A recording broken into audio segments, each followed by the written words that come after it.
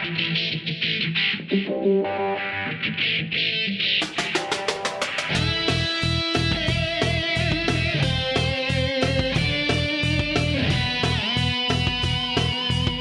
is Software Engineering Radio, the podcast for professional developers, on the web at se-radio.net. SE Radio brings you relevant and detailed discussions of software engineering topics at least once a month. SE Radio is brought to you by IEEE Software Magazine, online at computer.org/software. Welcome, listeners, to a new show of SE Radio. I'm here with Linda Rising. Linda Rising is an independent consultant from Nashville, Tennessee in the USA, and I just learned that she's turning 73 tomorrow. Yes, St. Patrick's Day. That's my birthday. Very, very good. So her specialties are patterns, retrospectives, agile processes, organizational change, and how the brain works. She has a PhD in computer science, which she earned 1 month before her 50th birthday, so 23 years ago. Yeah. She has been previously a chemist and has 5 books published, 3 about design patterns, and the more recent ones are Fearless Change and More Fearless Change. And she talks of herself as an informed layperson of cognitive neuroscience. Yes, I don't have any degrees in that field. All right. Anything you would like to add? I'm also a musician. In fact, I think there are a lot of people who are computer scientists or mathematicians who are also musical. And I direct 4 groups, recorder players in our retirement community. My husband just retired, so that's why we moved to Nashville, Tennessee. And we live in a retirement community where we have a lot of interesting other people to study. Very, very nice.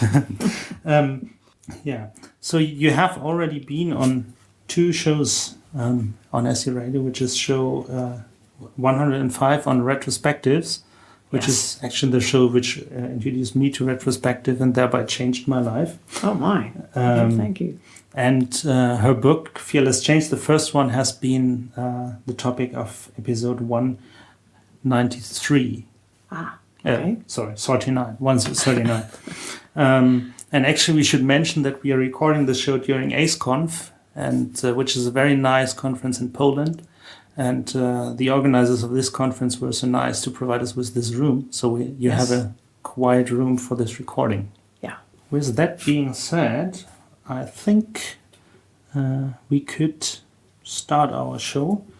Before starting, I would like to mention that you can, of course, comment to that show on the website seradio.net, or you can email us, team@seradio.de, Twitter, LinkedIn, Facebook, Google+, we are on all of them. Please let us know what you think of this show or any other show. Feedback is really important to us. So, Linda, we want to talk about something I call the agile brain. And sounds like a good thing. Yeah, sounds like it.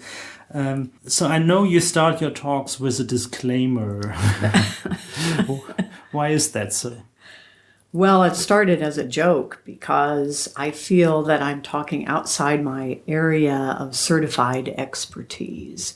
And even though I've been doing it now for almost 20 years, I don't have any degrees in psychology or cognitive neuroscience, but that's my primary interest. And I try to connect everything with the latest research in neuroscience. And I do that for a number of reasons. One, because there is a lot of research in cognitive neuroscience, and it's very difficult for people who don't have as much time as I do to keep up with it. And I think it's important for people in software development to learn as much as they can because they don't do their own experiments. That was the talk this morning. So one of the things we can do is look at what other people are doing. So I try to do that. I try to read as much as I can. I try to filter what's out there. I try to make what I think is important applicable to software. So maybe let's take a step back then. You haven't studied neurosciences, but why No. did you become interested in them? Well, when you look at all of the degrees you mentioned, the PhD, and what I don't usually put on the resume are all the degrees that I have or some that I didn't quite finish. I finished the PhD, 2 master's degrees and a bachelor's degree, but I have almost another bachelor's degree and another master's degree and another PhD. I just didn't finish them. But when you look at the topics for all those, they're all technical. They're computer science or math or chemistry. And I did take one psychology course for my bachelor's degree. It was a requirement. That's the only official course I've ever had that's connected to psychology or cognitive neuroscience, and I didn't like it. Why didn't you like it? Because it seemed too fuzzy, and the experiments were all to do with things that I didn't really care about, and I didn't think they were very interesting. But now, if you look at the experiments in neuroscience, they're much more technical. The equipment, the technology that's involved in these experiments is overwhelming. They can slide people in an MRI machine, and they can watch parts of their brain light up when they look at a can of Coca-Cola. And they can see more than you know what you really like and what you don't really like. So the research is, I think, much more interesting than it was, say, 50 years ago. So it has become more technical. Yes, it has. And therefore, I think, more interesting. And the topics are of, I think, as a result of that, more interesting because they can dig deeper. They know more about how the brain works. And since all of that research is now available to us, we can see more direct applications. It's more useful. Like, for example? Well, we know, for instance, that people cannot multitask. And you can actually show that in experiments. And what we believe about ourselves is that we can look at our email, and we can also listen to music, and we can try to code something, and we can overhear what's going on in the next cubicle, and we can also make notes about other ideas that pop up. We're trying to do, for some of us, maybe 6 or 8 things all at the same time. And the research is pretty clear. That's impossible. I have to say, I noticed that when I do an interview and want to make a note on the next question at the same time, follow up on what the guest is saying. You can't do it. It's really, really hard. You can't do it. I remember reading one research study where they said the analogy or the metaphor here is try to sing 2 songs at the same time. You can't do it. You can't do it. Unless you go back and forth. So we're linear processors, or at least our conscious minds are. And so once the research is pretty clear, then maybe it behooves us not to try to text while we drive. We know that our attention is distracted. We know that it's not a safe thing to do. We know we're putting our own lives at risk. So a lot of that is directly applicable. We do a better job of thinking if we are focused on one thing at a time. But having said that, the research also shows that we're very good if we don't focus too long, which is another thing we tend to do. We tend to focus on one thing for an extremely long period of time, and what we should do is give it up, move on to something else. And then when we do that, immediately we think of something that will help us solve you've probably seen that. Yeah. Like when you're too deep in the rabbit hole and can't find a solution. Yes. You get it when you get the coffee, not when you're digging deeper. Yes, that's right. Stand up, go get a cup of coffee, and all of a sudden, bingo, there it is. So getting up and leaving it is very effective. Yeah. All right. So you have a talk called the Agile Mindset, in which you align or describe a fixed mindset and an agile mindset. Can you explain what this agile and fixed mindset is about? So that talk is available online. I've given versions of it many times. The first time was as the closing keynote at the U.S. Agile Conference in 2011. And it was really surprising to me because right up to the time I gave the talk, I kept thinking, oh, this is kind of a silly topic. No one will really like it.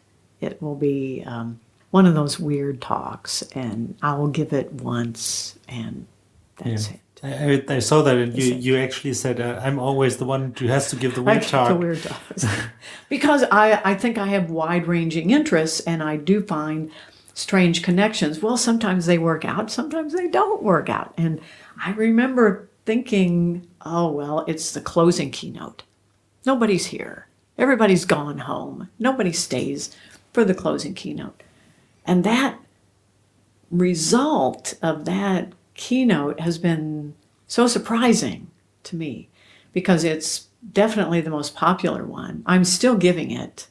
This is now 2015. I'm still giving that talk. I almost don't want to list it when I talk to somebody about topics. I think, no, we don't want to include that again. But if I don't, then they'll ask for it. That's the one we want. We want the Agile Mindset. So it's very surprising to me. It has to do with research about people who believe one thing or another about intelligence. The people who have the fixed mindset believe that you're born with the intelligence that you have, and there's nothing you can do to change that. You have what you have, you have it or you don't. Those who have the Agile Mindset, on the other hand, say, well, of course, you're limited by what you have. We know not everyone is going to be a genius. We know that you're not going to be Beethoven or Einstein. I don't care how much you work. But I believe that you can be better. You could be better tomorrow than you are today if you're determined and if you work at it. You can be better. So you can always make some improvement. So the difference in those two mindsets turns out to be profound. It affects everything that we do. And of course, for me, the immediate connection when I read the research was, well, it's called the growth mindset in the research papers. The growth mindset is agile. That's exactly what the Agile Mindset says, is that we don't know what we are today, but we know tomorrow we'll produce something and we'll learn something. We may fail, we may succeed, but we're going to learn. And it's about learning, it's about improving, it's about getting better. That is the growth mindset, or now I call that the Agile Mindset. Yeah. So the research you mentioned was done by Carol Dweck. Yes. Carol Dweck, and now many of her graduate students have done follow-on work to say, well, what can we do with people who have a fixed mindset? Can we change whether they're children, whether they're adults? And so there's a lot of follow-on research now beyond what she did. She's still working. She teaches at Stanford University. Yeah. And she has written a accessible book. She's written a book called Mindset, and it's it does cover the research, so it is research oriented, but it is a book that anyone can read. And there are other people who have picked up on it. Malcolm Gladwell wrote an article in the New Yorker magazine that's also, of course, very accessible. Gladwell's a wonderful writer, and he sort of built an article beginning with her research. Poe Bronson wrote a book on nature or nurture for parents. And there's an article that he wrote for New Yorker magazine called What Not to Tell Your Children. So all parents should read that. And it's based on the research that Carol Dweck did. Yeah. So to give me a more clear example, so can you describe how people with different mindsets react in common situations? Well, if we look at some differences between, and I'm going to use the term agile, even though that's not the research term, between fixed and agile, we know the main difference or the primary difference is the belief in intelligence or talent or ability. Those with a fixed mindset believe you have what you have, and there's nothing you can do about it. You have it or you don't. Those with the Agile mindset believe, yes, of course you're limited, but you can always get better. So once you have those two mindsets, that affects, first of all, the kinds of goals you have in life. So for those with a fixed mindset, since they know that there's nothing they can do about their talent or ability, and they know that the only way you can determine whether somebody has it or not is by looking at their performance, they want their performance to always look good. So their goal in life is to look good. And that will convey the message that they must have it. They must be intelligent or talented. So that becomes the primary driver for everything, is I want to look good. For someone with the Agile mindset or the growth mindset, it's about learning. So the goal is get better. The goal is strive, work hard, improve. So the setting of a goal would be rather to try or to set a goal I might not be able to reach, but by trying to reach it, I will learn something. I want to be better at. So that means that if I'm a musician, for instance, I really want to take a hard course, or I want to study with a difficult teacher, because now in those situations, I have a chance of getting better. I have a chance of learning. Whereas if I had the fixed mindset and I were a musician, well, I might not be so interested in that. I would want to be in a situation where I might be the best player in the group. I might be the one who looks good. So I look for situations where I'm going to have the appearance of having the talent or the ability, and probably not going to learn much at all. Is it that people have a complete mindset? So are there people which have the fixed mindset and people who have the growth mindset or the agile mindset, or is it more mixed? We're all a mixture. We're all a mixture, but we also all tend to lean in one direction or another. And I always use myself as an example because I think for the most part I'm an agile mindset holder, but I know that I have little areas where I can see it in myself. And what you look for are those things that you tell yourself. What is the little voice in your head saying to you about that particular area? So for me, and I've been working on this, so I'm trying to get better. It's artistic talent. I can't draw. And see, just the way I said that, I can't do that. So whenever you find yourself saying that phrase to yourself, I can't do that, that's fixed mindset. Or I've never been able to, that's fixed mindset. And what Carol Dweck suggests is that you say, well, I can't do that yet. That's agile. And if you have that little voice in your head that's saying something to you about an area where you would like to be better, try saying that to yourself instead of the little voice saying, I can't draw. Say, I can't draw yet. But you can still decide that you don't want to develop that skill. Yes, you can. You can. And in fact, you can be your own worst enemy. If you can argue with yourself and you can say, no, I can't draw. I know I can't draw. I've never been able to draw. And really, that little voice is not your voice. It's probably a teacher, a parent, maybe a grandparent who told you over and over, you can't do that. You're not the artist or the musician, or you could never be something. That didn't come from you. That came from some mentor or somebody who influenced you when you were a young child, and now you have that in your head and you think that's you. Really, it's someone else, and you can change that. You can make that your voice, and you can make that more agile. So everyone can start learning to draw? Yes, absolutely.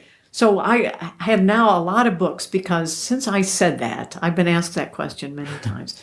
Since I've said that, now I have lots of friends, and they have sent me books. And I even have one friend who made a video for me, how to start and to draw circles and make faces, and then it can make animals and other kinds of artifacts, starting with a circle. So I can do that now. I will never be wonderful, but I'm better than I was, and so I know that I'm improving. But you still have the fixed mindset kind of in A the little back of bit. your head. Yeah, a little bit. Although you have proved to yourself that I can do it. I can do it. It's more difficult than it seems. So I have a lot of sympathy for people who can get stuck, and I know they're doing it to themselves, but I can see that I do that to myself as well. It's not a trivial exercise. Let's maybe go a little bit into the discussion. So we know you have a fixed mindset for, or you tend to have a fixed mindset for drawing. You probably don't have a fixed mindset for stuff like public speaking or learning stuff about the brain. Yes. Well, and what might be the biggest fear of all for people who are my age is to not be afraid to come to a conference like this, where everyone here is much younger than 73, and to feel that not only can I get up on stage and talk, which is a fearful thing for a lot of people in itself, but to think that I might have something interesting to say to people who are so much younger and who are very busy, who are taking time out of their lives to listen to me. That, I think, shows a lot of courage. It does. I hope I will do it as well in your age. I'm sure you'll be better.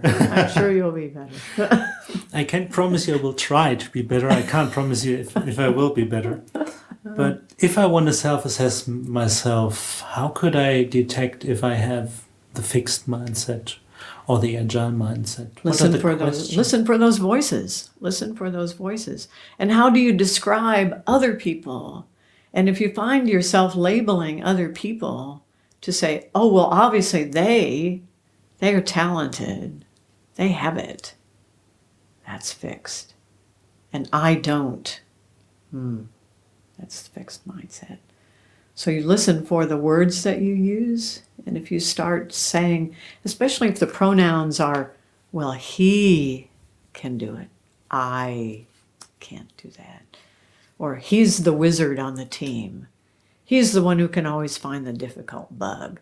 Or we always ask Joe to do the architecture. He's such a talented architecture. Those are fixed mindset observations. And what you're saying is, well, Joe has it. I don't. And that means that you're labeling people who's got it. And as soon as you start doing that, that means you stereotype. And if somebody has it, that means somebody else doesn't have it. And now you've put them both in a box. And you've said, oh, well, we wouldn't ever ask him for advice on the architecture because he doesn't have it. And now we've said, he can't learn, he can't be better, he can't contribute, whereas Joe has all of the talent and all of the ability. That can destroy a team faster than anything I know of, is to start labeling people and to say who has it and who doesn't. Because now we discount the contributions of a lot of people. Well, maybe they don't have it now, but they could. They don't have it yet. They could be better. They could contribute. So labeling people is exactly what companies do to destroy lives. It's what teams do to destroy lives.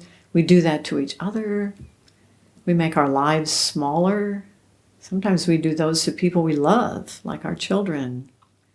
Oh, well, Jimmy is the one who's the scientist, and Susie, well, she's the musician. And we start labeling children at a very early age, putting them in a little box.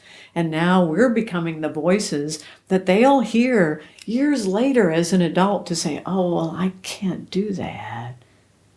And it's not their voice at all. It's someone else who told them that over and over. Yeah.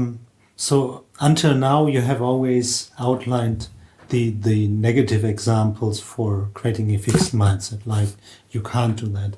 Yes. But as I understand it, it's also that if I praise someone like you're so talented, I create the fixed mindset within my children. So the research by Carol Dweck shows very clearly that children who are always told, oh, you're so smart, oh, you're so talented, oh, you can do anything, those children become fixed, super fixed. In fact, it's beyond fixed. They become entitled. They expect everyone to say, oh, you're so smart. Not just the parents, but also all their teachers. They only want to get an A+++. They only want to do perfect work.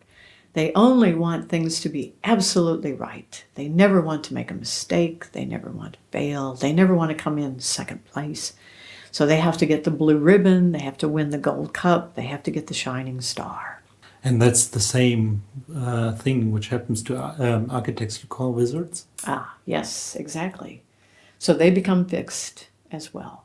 And once they have an extremely fixed mindset, then remember that changes everything. It changes the kinds of goals they have. It's how they view work. They think work is bad. I should just naturally be able to do this. It should be easy for me. I've recently watched a documentary by Stephen Hawking, and he said when he was a student at Oxford, he never worked because they all thought if you work, that's an indication that you don't have it. So it was a badge of honor to say, oh no, I didn't study for this exam. I didn't spend any time working on these problems for physics. No, I don't need to do that. I just wrote down the answers. And so work or striving or putting in out effort becomes a sign to the rest of the world that you don't have it. And so he said he never worked. It wasn't until he got to Cambridge and he started on his PhD and he had to work that he realized what he'd been doing to himself. And he said, work is fun. That's all he does now. So very smart people can get into a situation where they are praised extensively by well-meaning people who end up creating a monster with a fixed mindset. So what do I say to my coworker when he actually did something great? You praise the effort. You say, as I do to my music students, you've really been working hard on this. I can see that you've been practicing. I can see that you really worked on this particular passage. You were having trouble with that. And now you play it easily. That tells me that you must have practiced that you must have developed some techniques for working past those difficult fingerings. So you praise the effort, praise the process, praise the strategy. Oh, look at the colors in this painting. How did you decide to put blue over here with these beautiful yellows? What was going on for you when you were thinking about that? Oh, I love the way you wrote this passage. How did you write that? Did you decide to just write it, or did you take a break in the middle? Did you walk around? Did you have a cup of coffee? What's your strategy for producing words like this? How do you do that? And to praise how it was done, not to intimidate that it was, well, you're just talented. It must have been so easy for you. Wow, you're smart. So praise the process. Praise the process. Praise the effort. Praise the strategy. And do the same for your children. So people you work with, wow, you must have been here all weekend working on that. Wow, thank you for doing that. You found that bug. Yeah. Or, you seem to have a way of finding these bugs in a very fast way. Could you show me? Could you show me some tips? Pairing is good for that, to share techniques. So we're talking about the technique. We're talking about something that can be learned. We're talking about something that can be improved. We're not talking about some innate ability that you have that I could not possibly ever emulate. We're talking about something where maybe I can't do it now, but I could learn from you. You could help me be better. There is actually an interesting study you mentioned in your talk where they actually showed that praise and how you deliver it makes a difference with these children. Are you ready to talk about that? So we can talk about the research that Carol Dweck did, and in it she randomly assigned children to one group or another. And when I go through all of the phases of the experiment, I never say how she did that assignment. I just say that she created two groups, one that had the fixed mindset and one that had the agile or the growth mindset, and what a difference it made in their performance on So tests. the groups were probably randomly assigned. They were random. They were totally random. And they were assigned after the first phase of the test. The first phase was an easy quiz where all the children, and this has also been done for adults or sports teams, where everyone does really well. And the tests are graded, and when they are handed back, randomly, they're given to one group of people with the phrase, "Oh, you did really well on your test. You must be very smart." So the That's fixed it. mindset praise. And that was enough to create the fixed mindset. To the other group is, "Oh, you did really well on your test." Exactly the same. "You must have worked really hard." The agile mindset And praise. that creates the agile mindset. Yeah. So a very small, we could call that the treatment. A very small treatment creates a difference in behavior in two groups. So imagine telling a child over and over and over, day after day, "Oh, you're so smart, you're so smart, you're so smart, you're so smart."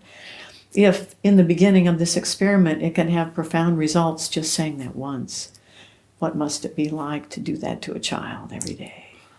What were the results, actually? The results of the test showed that those children who were in the Agile Mindset group, when asked, "Well, what would you like to do now? Do you want to take a really hard test where you might not do very well, but you could probably learn a lot?" Almost all of them, 90%, said, yes, I'd like to take that difficult test. Where those children who were in the fixed mindset group said, "No, I don't think so. I don't think I want to take a hard test," because they know they wouldn't look good. So over 80% of those children said no. And then when they were asked to maybe imagine talking to a child in the future to say, "You're going to do these same tests, and here's some advice." Those who were in the Agile Mindset group said, "Well, you have to work really hard. But if you don't understand something, ask for help, ask for an explanation. Take your time. Don't rush. You can do a very good job just by slowing down and really thinking and working hard." Whereas those in the fixed mindset said, "Well, this is a hard test. You're probably not going to do very well. That's just the way it is." And when asked to share their test scores, and this is a common, very common behavior, people who are in the fixed mindset group, they lie. They will lie about their performance. So the children who were in the fixed mindset group lied about their test scores, and they said they were higher than they were. They wanted to look good. To conclude this a little bit, I have the impression that the fixed mindset seems to be like the loser of this story. Well, I think we can even say more than that. We could talk about truth. What's the truth? Because this is not an opinion. It's the truth that the growth mindset or the agile mindset reflects the real behavior of the brain. Because we know, yes, of course, people are born with different abilities. But now that we have all this wonderful technology and all this wonderful research in cognitive neuroscience, we can see that when you learn how to do something, it changes your brain. That if you study music, for instance, you can see violinists, the parts of their brain that operate the left hand have grown stronger because they have to move up and down the violin, and the right hand is stronger in different areas because it has to work the bow. So we know that what you do, your behavior, does change your brain, and that as you get older, you don't fall apart if you, like your wonderful grandmother, if you continue to learn, you can see it. You can see increased connectivity in your brain you can see that your brain in some areas can actually grow in size. So that's the truth. The truth is that, yes, you're limited by what you have when you're born, but everyone can always get better. That's the truth. I have to add the fact to my grandmother, because listeners won't know. My grandmother just sent me the first email from a pet. So she wasn't able to do that, to do any emails before she sent me the first email literally a few weeks after her 90th birthday. That's wonderful. Yeah. I love that. And that's true. It's the truth that just because you're 90, that doesn't mean that your brain has to deteriorate. I have a good friend who lives in my neighborhood who just had a stroke. And when he had a stroke, he lost the ability to speak. Now, if this had been 20 years ago, that would have been the end of it. They would have said, oh, poor man, he's had a stroke, now he can't speak. Well, that's just the way it is. Very fixed mindset. But not now. Now they know even someone who's had a stroke, where parts of their brain have died because a blood clot has lodged in their brain, even those brains can get better. He had the stroke in January, and at the end of 3 weeks, he was speaking again. So by working at improving the parts of his brain that were not damaged, he can then rewire connections so he can speak, he can now swallow, he can stand up, he can move. Yes, he has a walker, but he's getting stronger every day. Whereas you think it wasn't that long ago when they would have just left him to sit in a corner until he died. And how sad to think that not only for people who have had strokes, but for the rest of us. To say, never give up on your brain or your abilities, that you can always grow and you can always improve no matter what challenges you may face, whether it's an illness or just aging or being discouraged in a job, that as long as you're willing to work on it and put effort into it, you can always get better. That's the truth. So, as I understand it, the amount of fixed mindset people or fixed mindset tended people to agile mindset tended people is around 50-50, you would say. You know, I don't know whether anybody's looked at populations like that to say, but certainly one thing we know is that everybody has both. There aren't any people who are all fixed or all agile, and that we sort of shift around over the course of our lives, and that in the beginning, we are all agile. And that as we get older, somehow teachers, parents can move us more in the one direction or another, and that we can lose it. So maybe to segue already into the second part of this interview, is there any proof for mindsets? Well, I'm trying to think of. We can certainly look at behavior. We know that people have different behaviors, and one of the studies, long-term, longitudinal studies, so by that I mean studies that last for years and years, that follow people maybe until they die, has looked at child prodigies. So a child prodigy is someone who's born with an enormous talent. Could be in anything. Could be music. It could be sports. Tiger Woods was a child prodigy. And those children are typically told from the very beginning, oh, you're so talented, or you're so smart, or you have it. So the research on child prodigies shows that most of them don't ever do anything. They drop out. They never even finish ordinary high school. They are so fixed.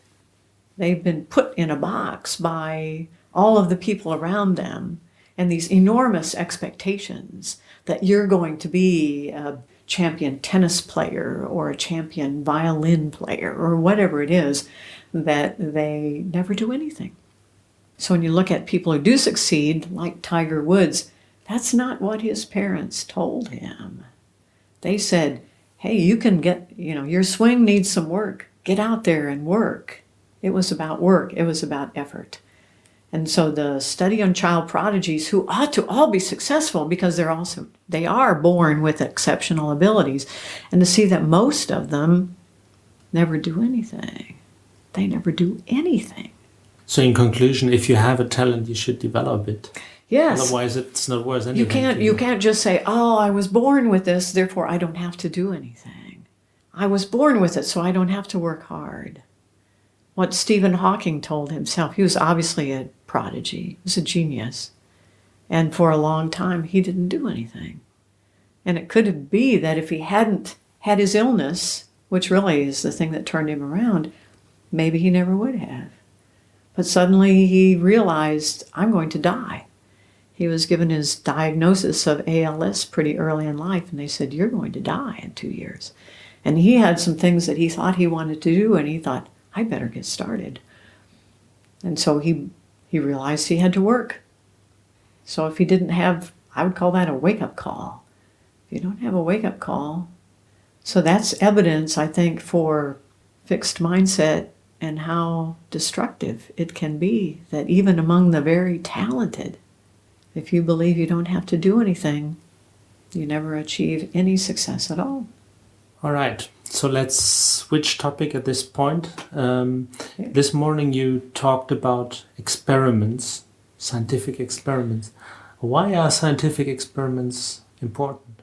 We don't have any proof for anything we do in software. I've been in this field long enough so that Agile is it's the latest thing. It's not the answer. I can remember when there wasn't any design. There was no design phase, no design at all. It was just a lot of assembler code.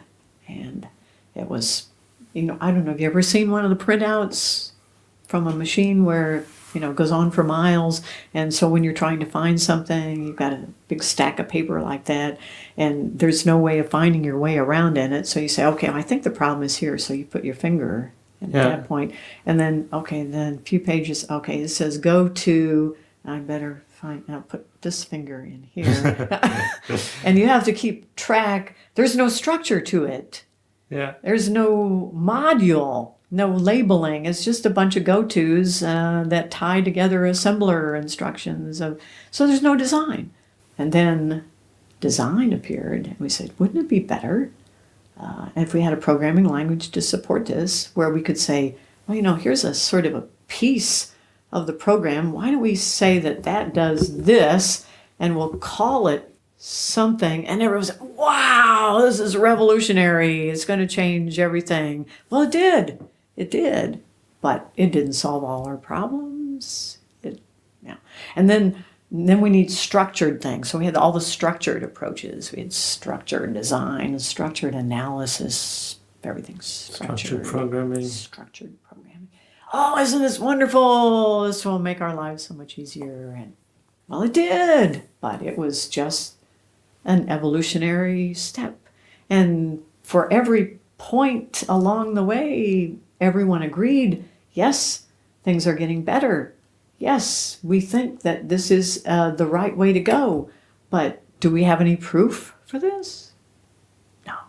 It was just a lot of stories that people said, yeah, it does make sense. Instead of having to put all your fingers into the side of the printout, yeah, it would be better to be able to call that module and to say, all right, I can call another module. Yeah, now the pieces are a little easier to understand than this long stream of assembler code. Yeah, that's common sense.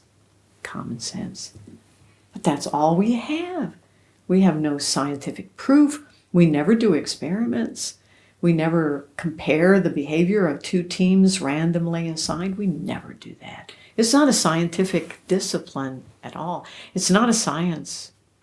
It's not even engineering, really, because engineering would be based on a science. And what's the science that we could say there's computer science and software engineering, but it's not true. Software engineering is not an engineering discipline, and it doesn't rest on a science, computer science. We just use the name science.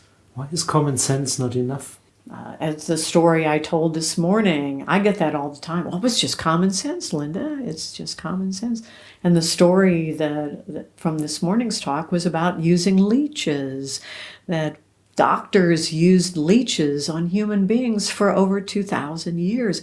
It was just common sense, because we know that you're sick because you have too much of one kind of humor or another, black bile, yellow bile. So if we bleed you, then that will give your body a chance to adjust, and now you won't be out of balance anymore and you'll get better. Well, that's just common sense, isn't it? Seemed like it.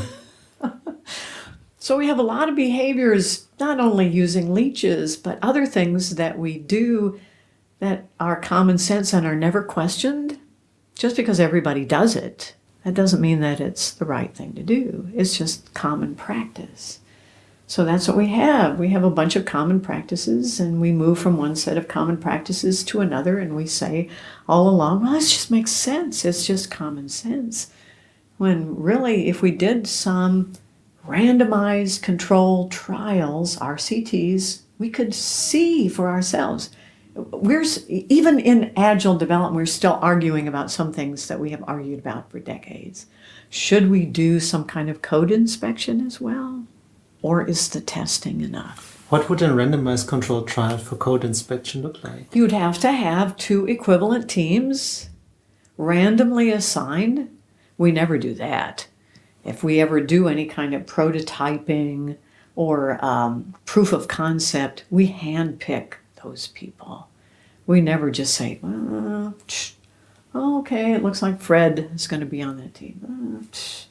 Okay, Joe is going to... We never do that.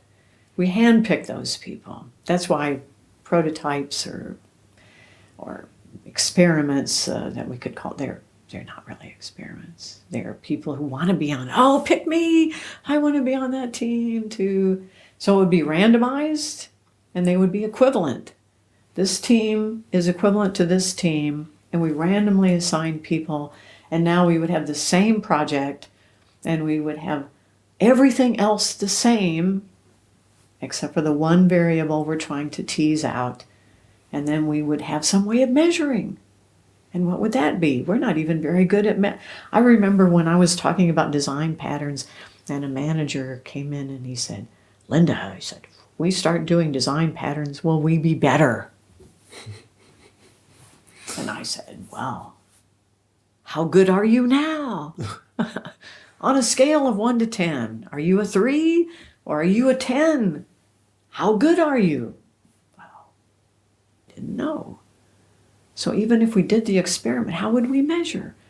When we got to the end, what would we measure? Would we measure bugs, lines of code, usability, user friendliness, customer satisfaction?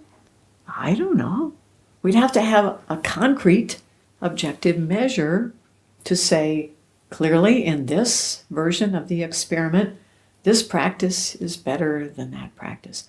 And that would only be the first iteration, because all experiments, if you go to science, physics, chemistry, psychology, it can't just be one pass. It's got to be repeatable. You have to publish your results, and then someone else must read it and say, all right, I will try to duplicate that and see if I can verify your results. So we don't have the resources to do it once, let alone hope that other organizations would duplicate that and do their own randomized trials.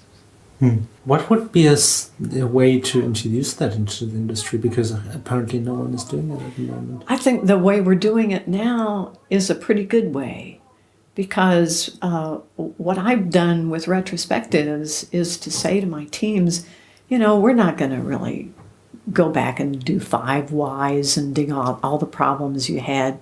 Let's not do that. Let's instead say, there are some interesting things that maybe we could experiment with, and let's do that over the next iteration. And it will be a very short trial. This is not going to be randomized, and we're the only ones who are going to be involved in this. But we've been talking about doing something interesting. So here's an example, concrete example. So I talk a lot about sitting. We sit too much. It's really bad for your brain. You don't do as well sitting. It would be better if you stood up and moved around a little bit. So now people are making standing desks or treadmill desks, but those are so expensive. So I talk about it all the time, and I have a lot of teams who say, well, we would like to try that, but we don't have any money. We can't buy a $500 standing desk or a tread. We just can't do it. And even if our manager could come up with the money, he would say, well, how do I know that we're going to spend $500 and you'll really use it? And maybe if we had an experiment, we could try it. How would you design such an experiment? So I said, how would you design such an experiment? And they said, okay, all right, here's what we'll do. We will get some boxes. We will get some cardboard boxes, and we will put them up. We'll make varying heights on our desks, and we're going to just pick up our laptops, and we'll put them on the boxes, and we will try standing for a certain amount of time every day. And so everybody decided to do it in a slightly different way because there are different heights. People are different heights, so they had to make their own boxes. And we said, okay, for the next 2 weeks, we're all going to try to stand a certain number of hours every day. And we're going to see at the end of 2 weeks, we had no idea what we would even measure. So it will be purely subjective, is we will just ask in our retrospective, well, how was that for you? How was standing? How many hours did you stand? What did you feel at the end of every day? And what's your evaluation? And so what we found, and every team I've done that with several teams now, is that they liked it. They said, I feel better. I noticed that after lunch, when I would always be so sleepy and I would have to go have lots of coffee, that now instead I stand up. So they had an objective measure. They were buying less coffee. They had another objective measure. Some of them have even young people have back pain or different kinds of other shoulder pain. And they said, when I stand up, I don't have that. So I'm not taking Tylenol or Aleve or medication for the back pain. Said, I really don't have it.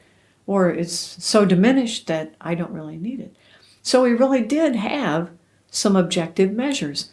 Fewer cups of coffee, fewer Tylenol, ingestion, and subjective measure, but they felt better.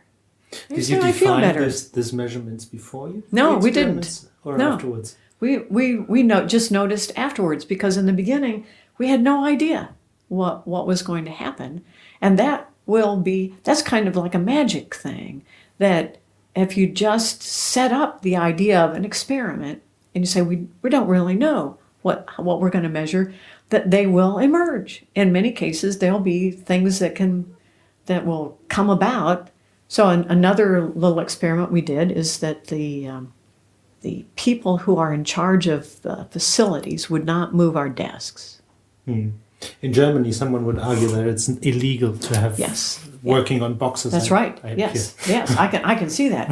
So this is a similar kind of thing, and we said we really would we're not sitting close together, and it's so difficult because like Joe is over in that aisle, and so we did a little shuffling of desks around, and we didn't know what we were going to measure, but we said we'll try this for the next iteration. And we hope that we don't get into trouble doing what we did. But we found ways of doing that. We didn't actually move any furniture. We just borrowed things. We borrowed things. And at the end of the iteration, I said, well, I just was looking for subjectivity. I said, well, how was that for you? And he said, I know that this was more effective because it always used to take me a certain amount of time, because I had to go all the way over to where Joe is. And I usually went over. They actually tracked it. I usually go over and see him 2 or 3 times a day. It takes me a certain number of minutes to get over there. He was always busy or on the phone, so I had to wait. So there's more time wasted. When he's right here, I can see. And when he's not on the phone, then I say, hey, Joe, I need to talk to you about, he said, 3 trips where each one took me 20 minutes. That's an hour a day. I saved an hour a day for 2 weeks. But isn't that common sense? Not necessarily. Well, it is common sense. That's true. But we were able to actually measure it. So now we can go to the manager and we can say, we made these cardboard boxes. And yes, we know standing desks are expensive. But what we notice is not as much coffee was bought. And we're not taking as many drugs. That's got to make an improvement in the quality of the things that we're working on. And he bought it. Managers like numbers. And if you can give them any positive incentive to say, you could make things better for us if you bought us some standing desks. And we did a little experiment and we can show that, there were some measurable benefits. Most managers are intelligent people who want you to do a good job. And if they can possibly see a way to do that, they'll do it.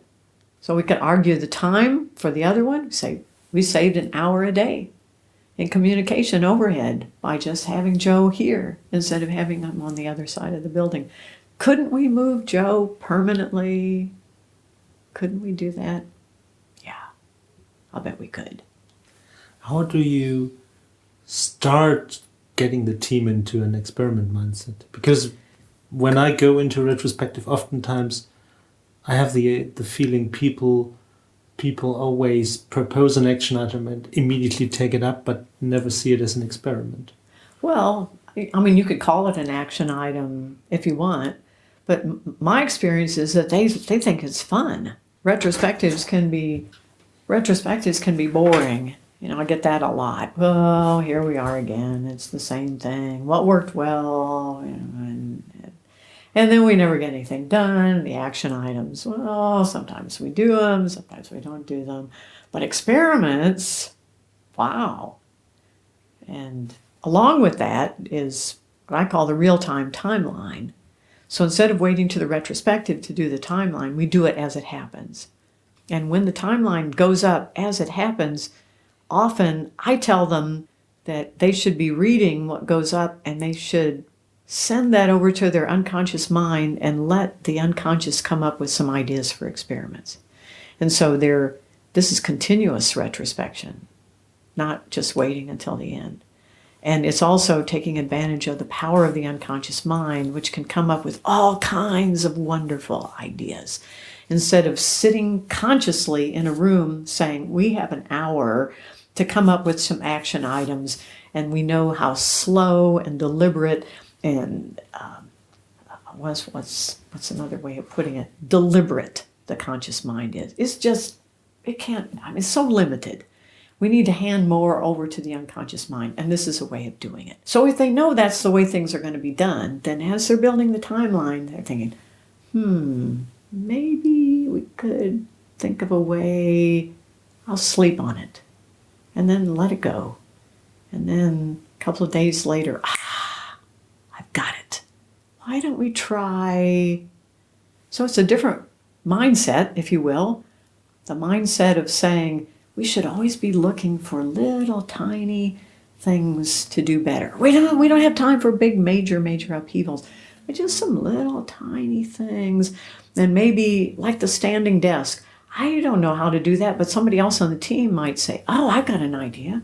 I've got some boxes in my garage, and I can bring those in, and we can cut them up, and we can try to... So it's fun.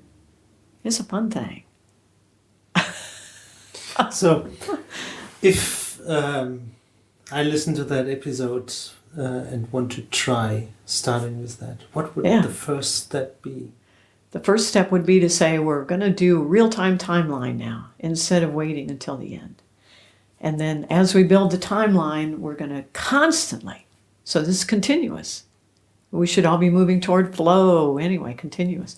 We should be thinking of ideas, not wait until the end of the week or the 2 weeks and say, all right, now is the time to think about it. No, we should think about it all the time. And that's easy for us to do because the unconscious mind is sitting there available to us all the time. It never sleeps.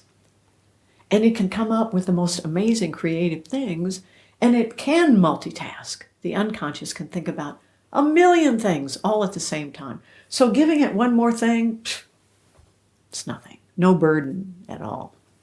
It's the conscious mind that's limited. So you need to think of more ways to offload the conscious, deliberate, linear, slow processor and move it over to the fast, multitasking room full of smart people that you carry around with you. And this is a good way to do that. And then prepare to be surprised. Because we work with amazing people who are creative, and all they need is a key. How do I unlock that door? And you say, it's with an experiment. Very well. Is there any last words you would like to share with our listeners? Well, we have to talk about the release game. So the game is called Release in all capital letters with an exclamation point. And it's a fun game for software developers. And in it are a whole host of agile figures. And I'm one of them. So I've never been in a game before. So it's kind of exciting. So just Google on Release exclamation point, and up will come these amazing decks of cards. And I can tell you, yes, you can go buy them. But this wonderful company has also made available free PDF. So you can print out your own cards and cut them up and make your own deck if you want to. So go out and buy the Release game. And now we have a new Fearless Change book. It took us 10 years to write Fearless Change, and it's been 10 years. So it has taken us another 10 to write more Fearless Change. So we seem to work in 10-year increments. 10-year iteration. 10 years. So put this little piece out there, 10 years for the next. So it's called More Fearless Change.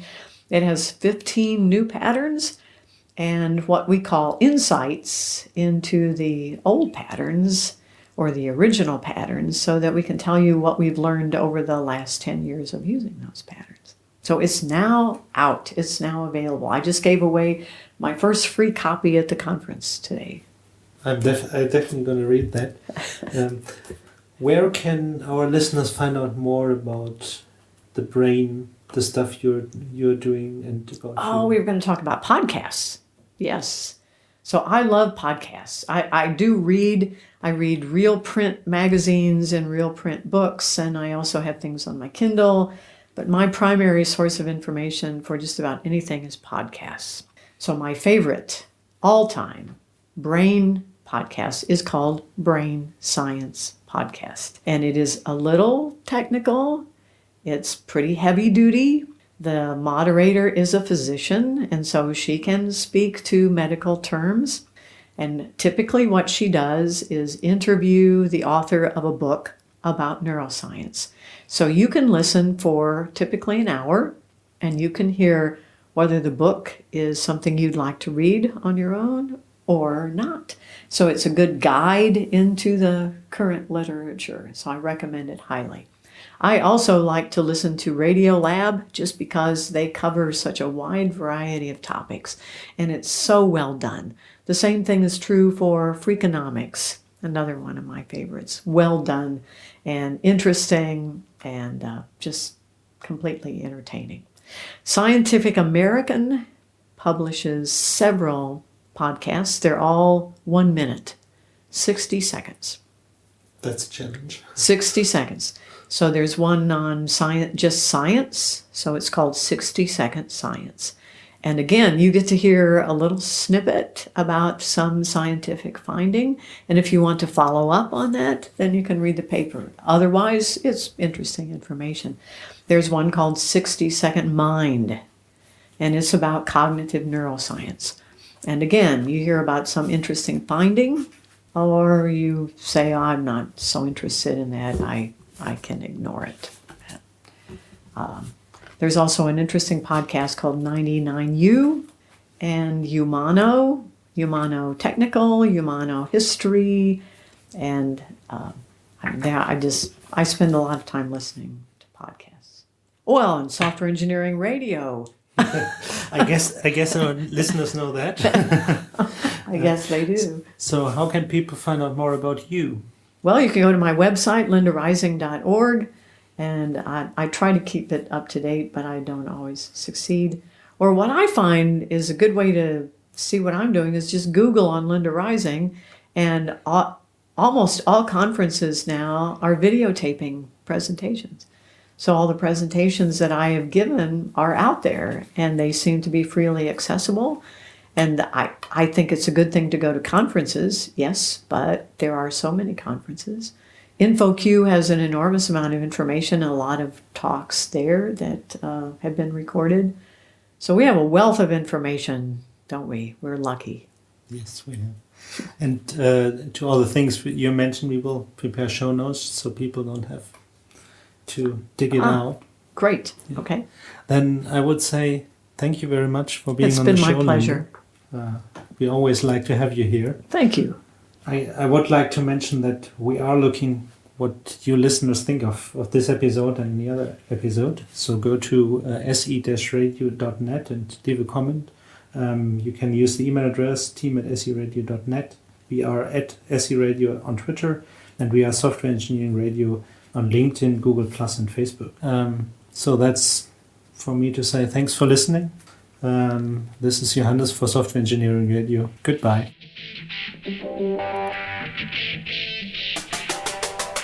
Thanks for listening to SE Radio, an educational program brought to you by IEEE Software Magazine. For more information about the podcast, including other episodes, visit our website at se-radio.net.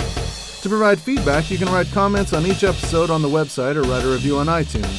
Mention or message us on Twitter at SE Radio, or search for the Software Engineering Radio Group on LinkedIn, Google+, or Facebook. You can also email us at team@se-radio.net. This and all other episodes of SE Radio is licensed under the Creative Commons 2.5 license. Thanks again for your support.